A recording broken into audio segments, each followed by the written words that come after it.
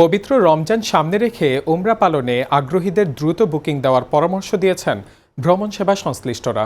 দেরিতে বুকিং দিলে ওমরা প্যাকেজের খরচ দ্বিগুণ থেকে তিনগুণ পর্যন্ত বেড়ে যেতে পারে বলে সতর্ক করেছে সংযুক্ত আরব আমিরাতের ট্যুর অপারেটররা।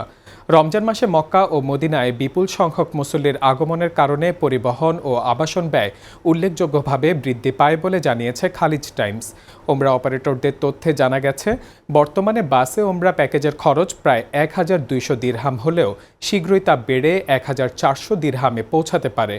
রমজান ঘনিয়ে এলে এই ব্যয় ২,০০০ দিরহামের বেশি হওয়ার আশঙ্কা রয়েছে।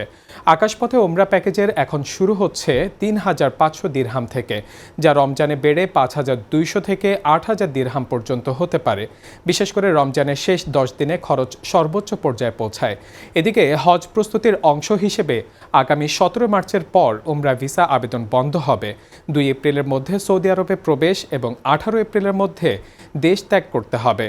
তাই সময় ও ব্যয় বিবেচনায় আগেভাগে পরিকল্পনার তাগিদ দিয়েছেন সংশ্লিষ্টরা।